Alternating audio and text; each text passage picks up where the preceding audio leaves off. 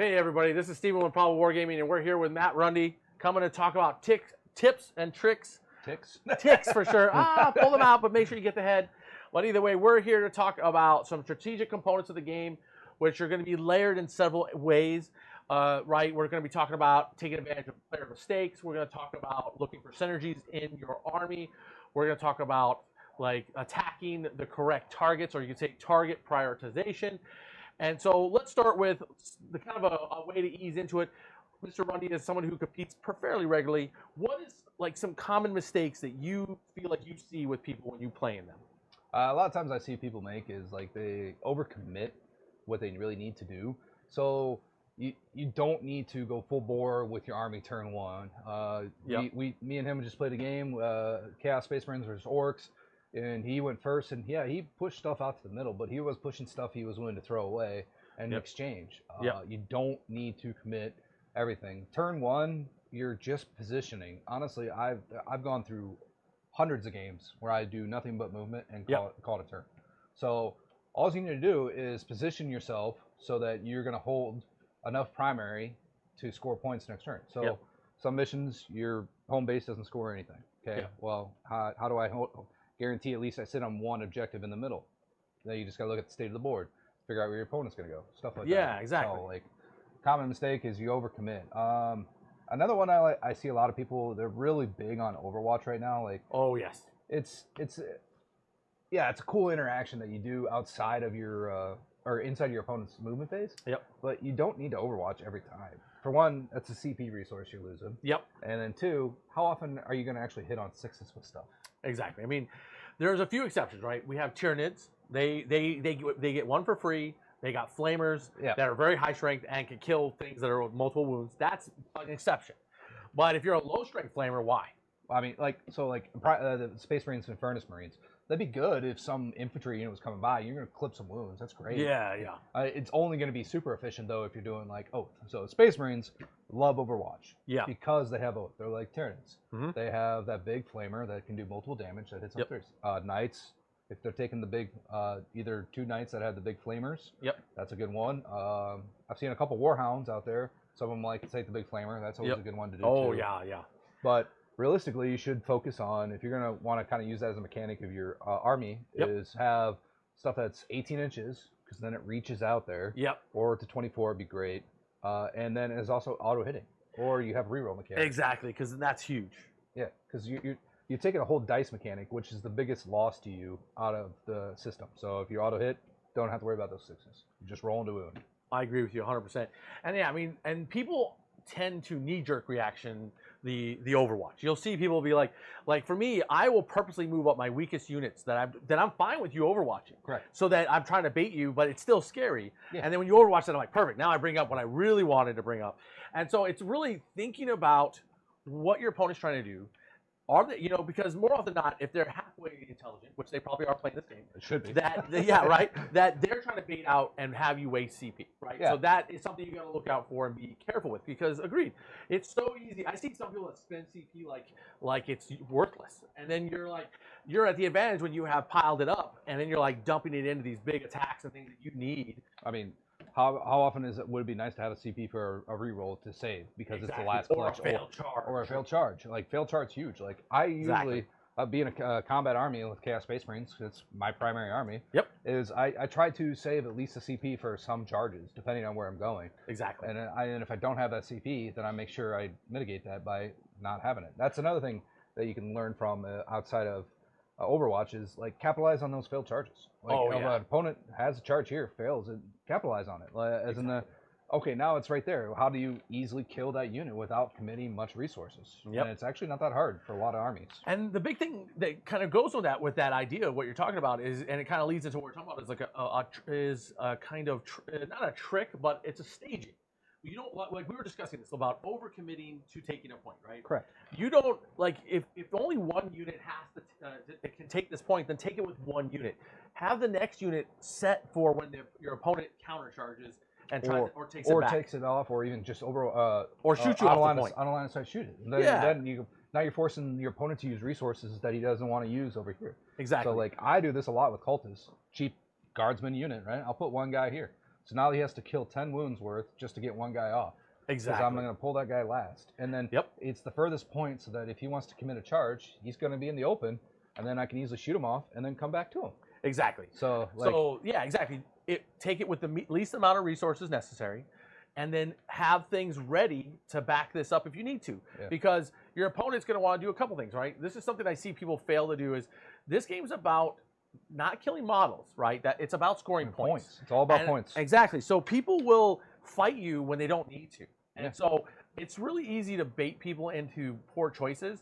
And that's the thing. So I see people, like we said, overcommitting, which then allows me to really want this, and then you can't take it back because you took too much into it. Correct. Or I'm diverting you because sometimes people are so desperate to kill. This point may not even matter really in your game plan, but because you see me here, you just come after me, and then you're pulling resources from where I need you to pull from. Yeah. And so there's ways for your opponent to distract you and pull you to where you don't need to be to deal with situations that honestly you could ignore. Correct. And so those are the things to be aware of, because your opponent's goal is for you to waste CP, to draw you into places you don't need to be, overcommitting on stuff that you don't. That's why we're talking about here, like only taking what you need to take it and not putting everything into it. It's, and then like we said, don't expose more of your army than you need to. I see people all the time who, when they're just deploying their army in the beginning of the game, will do it really sloppy. And you've got free shots on all sorts of stuff. You're picking up things that you should not pick up. Correct. Turn one, right? Yeah. And that's a big thing. Like in the game that you and I were playing, when I brought my orcs after you and we're coming up, instead of just stopping here, I advanced so I can get behind cover. I'm not going to get to you. Yeah. So why am I standing in the open? And then why take pot shots with your vehicles? Why take pot shots with your pistols?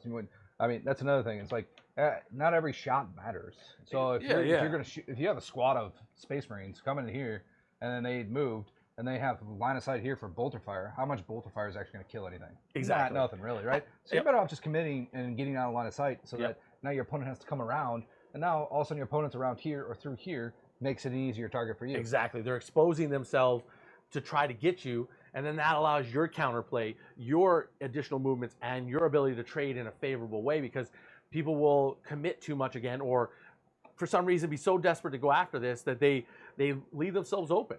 Because there was like in that situation where you and I were playing, where you purposely had your guard here baiting me out, and if I stayed on this side after I killed them, you were just going to pick me up. So Correct. The smart move was then to fall back into cover out of sight, right? But there are people who would forget that. They will come up, kill, and be like, oh, good. And then in your turn, you're like, dead. Yeah. And nowadays, like, you can even commit of your opponent's out here and you want to get rid of it. You can commit here, kill it, but new rule says you can end it as close as possible as to this center point, right? So you can magically move here. Now this model is no longer exposed to any kind of firepower, so now the opponent has to commit indirect fire, which everybody's indirect fire is very vital. And the only person that has it in scores and unlimited resources realistically is one codex guard. Everybody else actually has to pay a decent amount of points or have something that's not that great. But, Space Marines, the only thing they got is Whirlwinds and Thunderfires. And Thunderfire is great, but from my understanding, that's going to Legends too. So. Yeah, it probably is, But, so, there's a lot of things to keep in mind. So, like they were saying, kind of recovering points is remember to stage. Have an answer to the answer to the answer, right? And sometimes, this is another thing I know a lot of people do, is it was worse at ninth, right? Because it was trying to figure out where secondaries were and stuff like that. What I see people doing is they don't figure out a plan before the dice are starting to roll. I've capitalized on that a lot of people, because they come into the game, they'll deploy, and we'll say they deploy good, but they have no game plan with what they're going to do with their models for secondary. So they put everything on the table, and I'm like, so how are you going to score behind enemy lines? How are you going to score investigate signals? How are you going to score deploy teleport farmers? Some of these secondaries that require you to be in your opponent's backfield. And you draw them on turn 2 or 3, which you would have had the opportunity to bring stuff in. Exactly. Like, a lot of games, I'll put Terminators in reserve, I'll put a Blitz, I'll put the Changeling and Warp Talent. I'll put random stuff in Deep Strike or Strategic Reserve and just have them come in the backfield just to do an action. Exactly. And then that's another trick, though, that people don't realize. Even if, like, so let's say, like, when you and I were playing, I knew that you had some stuff in Strategic Reserve or in Deep Strike. So I purposely screen out my backfield. But there's a pro and a con with that. The con of it is that I lose some resources moving forward, which Correct. benefits you as an elite army, right? Because then I have to hold things back to keep you out. But at the same time, it eliminates risk of you doing something really powerful in my backfield. So you can have a bit of a tit for tat. If you're outnumbered, you want to have things in deep strike so that your opponent is forced in a lot of ways to cover their backfield because they don't want to deal with surprises. Yeah. And that can help you so much. I mean, it's actually very, very, very powerful. Think of it this way. So you can have up to 1,000 points in deep strike. Yes. And that's and half your model count. Yep. So let's say I put about 1,000 points in my army in deep strike. Yep. And I literally just move here, turn 1, let him do his thing. Turn 2, he kind of comes up, but he still doesn't commit enough to do enough damage to me turn 2, where I can still come back and do enough damage. Now he still has half his resources or a certain amount of resources in his backfield trying to deploy it. And at that point, I don't care because maybe my game plan went from I don't care about your backfield. I'm just saving my stuff for turn 2 to force you to stay back. So now we're playing this game of now we're going to play on turn 3, not turn 1 or 2. Yeah, exactly. And I mean, and there's positives with of doing the backfield thing too, because in my mind, you know, this serves two purposes. One, I'm setting things up for when I draw certain cards that I'm not like out of position and somehow scrambling and trying to figure it out. Yep. And it, like, you know, and at the same time, it serves a second purpose. So there's good and bad both ways, and it's important to understand why you're doing it and why you shouldn't do it. So those are, and that's important. Yes, this is a game. And yes, Correct. This is about having fun, but you'll have a lot of fun if you think about all these details, because then you're not having people capitalizing on big mistakes that cause you to lose repeatedly. Yep. You're then causing your opponent to think harder, which to me is always fun. I love seeing opponents sweating, like, how do I deal with this? How do I deal with this? During our game, I was probably sitting here for about 5-10 minutes sometimes before I even did anything, just thinking about what I need to do and what my actions. Because like I always draw my secondaries, make sure I know my game plan before I start moving stuff. So, exactly. So you should, anytime you have an objective or thing, you even if you're on a clock, right? So you get an hour and a half, hour and 15 minutes, whatever it's first thing I get. That's competitive play.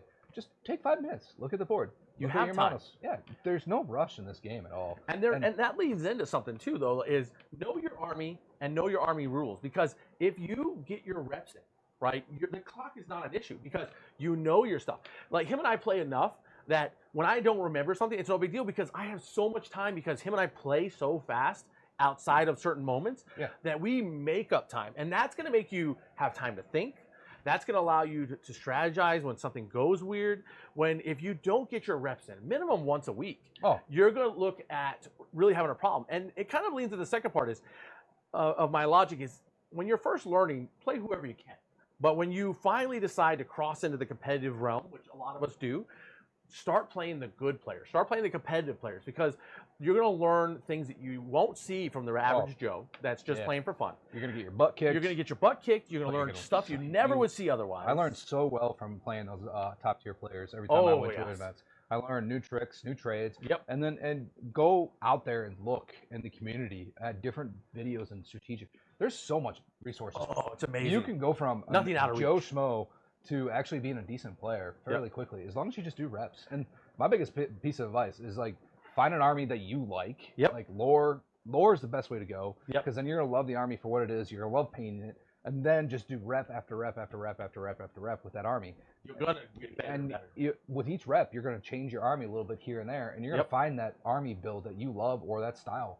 I mean, if you look at like my orc list, the launch of 10th, and then you look at my orc list now, it's changed so much. It's like probably 180 from what it was. Yeah, there's some things that stayed, and there's so much that left. And I'm constantly juggling what it's like. Okay, I think this is good. I try it. Nope, I don't like it. I'm going back to this, and you're gonna that makes it fun though because then you're encouraged to paint and hobby because you're getting new models on the table. Two, you're not playing the same list over and over again and getting bored with the model or the game state. Exactly. You can always have your I found the list, right? That's going to win me stuff. You have your tournament and list. then you have your mess around games where you know what your main list does. Now you're just messing around, experimenting, finding new tricks. I mean, that's the best way to go. You find a list or find the list, aka take the meta list. Who cares? But then you take it to the tournaments. You know the list. You play cool tournaments. But then when outside the tournaments, when you're playing your friends, you're playing your games, you're playing your weekend game. Just throw random crap on the table from your army and see how it interacts. They're all practice games. Everything on paper says one thing, but it doesn't actually show anything on the table. Like I thought Terminators with Abaddon were not going to be great. They're so good. They're amazing on the table. They do so by well. themselves. They're good. Oh, that's what I'm saying. I currently don't run Abaddon at all. No, he's not I worth run it. a Terminator Lord, Mark and Nurgle with Nurgle Terminators. Like I can put them 100%. on the line and just slowly march them across the table for 2 turns. My opponent's not going to be able to target them or do anything against them. They just and then I get free resource out of it because of the free once per battle round ability. Yep. And that's where that army building comes into. Like that is 1 center brick of anti-infantry and medium tank because of the melee. Yep. So when you look at a unit and see it, you got different strengths, different APs. Just understand a unit has a role. Yes. Every unit and every Especially combo. Very, very, very much. Like strength 8 to 10 is kind of your sweet spot to go. I can swing both ways. Yep. So you can swing both ways. I love it. I love it. So it allows you to take out heavy infantry and somewhat of the vehicles. But you need to understand that a unit and a combo has a purpose. Yep. It can't just take out everything. Oh, yeah, that's for sure. And then you have to keep in mind, too, your style of play is going to affect a lot, too. Because you can take, there's 2 things I've noticed. You'll see people take the meta list, like the list at whatever GT list. I mean, and Eldar. How many Eldar lists out there that you see people take? And then you play it, and you don't even understand what it's supposed to do, and then you lose with it, and you're like, how is this a good list? Yeah. Because 1, it's either doesn't fit your style, or you don't understand what it's supposed to do, and then you play it wrong. So this happened to me in 7th edition back in the day when I came back from a deployment. I brought a meta Eldar list, hadn't 1 or 2 reps into it, went to a GT, and went 3-3. Yeah. I mean, the list helps me out, Yep. but it's not going to make me the ultimate winner because I don't know how the list functions. Oh, yeah. And I had the same problem when I played my Harlequins the first tournament I went to. I thought I understood how they played. Oh, no. And I wasn't there yet. If you would have seen how I played Harlequins, like let's say day 1, and then saw it the last game I played in 9th, even when they were nerfed to the ground, I was doing things that people were like, you know, because I knew every trick in the book. If you beat me, it's because I made a mistake. Or it's because I was nerfed so hard that I couldn't beat you. Correct. Like kind of thing. But I could play every trick in the book. And that came from hundreds of games, learning my army inside and out. I mean, I beat Space Wolves when I shouldn't have. Like when they were a 3,000 point list with 2,000 points. Oh, right? yeah. And I was only 2,000. I was able to beat them because I played my game best I could. Yeah, and that's the thing. Play your game. Don't play your opponent's game. Your opponent's going to want to make you play your game. Same with you, right? You're going to play a game, but you're going to want your opponent to do this, this, and this. Exactly. So now, just keep focused on your game, but you have to be a general. You have to adapt. So you have to understand that if things don't go away, because it is a dice game, you could roll 5 1s or 6 1s in a row. Oh my gosh, yes. And you just keep playing the game and hoping. Yeah. So don't lose hope. Dice are dice. It sucks. I get grumpy, but the best advice I could say on that scenario is just take a step back. The last thing I will touch on before we wrap up, I have beat people because they will tell me or in some way emphasize that they love certain models. I will go out of my way to kill that model and then watch their whole morale. And they just lose. They give up. Yeah. They give up, and then I beat them when they still had a chance. So don't love your army. Don't love your models. Well, even if you do, don't lose hope. Don't lose hope. But I just when I look at an orc player, I'm like every model's gonna die at some point. Correct. But they're all there for a purpose. And if you like, oh, Gazgul died, oh, I'm dead. No, you're not dead. Keep playing the game. And you can eke out victories. When you're an elite army. Yeah, cool. You lose 3 models. You're not dead. The game's not over. Yep. It sucks. Now you just need to recalibrate your tactics. Now, what I have done, actually, I said it was last point, but I'll add one more. I have feigned losing to get people to, because what happens, they'll be like, oh, the game's over. I lost. Oh, and then you'll see people be like, it's over. And then they start panicking, looking like, and then they lose sight of what they wanted to do. Yeah. And they think, oh, it's over. And then they start making stupid mistakes because they're cocky. Yeah. And so I play mind games with my opponent, and that's part of the game. The whole game's a mind game, right? Exactly. If you start rolling dice and you start seeing your opponent rolling bad, you can just kind of slightly capitalize on that by, you're having a bad dice, so capitalize on that. They're not going to be focused. They're too focused on the dice. Exactly. That's why I say, if you're having bad dice, take a 5-minute step back and just breathe and just refocus your recage. Exactly. So, we're gonna end on that note. I hope for this is a lot of good info. I mean, honestly, like I said, we're gonna be doing this for 11 more weeks. We got so much information to bring to you. I really thank you, Matt Rundy, for coming and helping. I hope that you guys appreciate the insight he's provided, the insight I provided. We'll see you next week with another tips and trick kind of video. Not tips and trick, but I think it's going to be Army Building 102, 201. lean into a little more advanced army building with Kyle, because Kyle loves army building more than anybody I know. Say it. Download the app and just play around in it. You can play with some. I mean, it's the most fun. Building an army costs you nothing. Yeah, $0. And then, of course, if you're seeing this video, hit that like, hit that subscribe, join our Discord. You know, hit the bell icon. We're giving monthly giveaways. We appreciate you, patrons. You know you're gonna see this first. Much love to you as always, and the rest of you, you'll see this a week after our patrons. If you're interested in being a patron, check out links below. And we'll see you next time. This is Steve with Improbable Wargaming. Matt Rundy. And bye.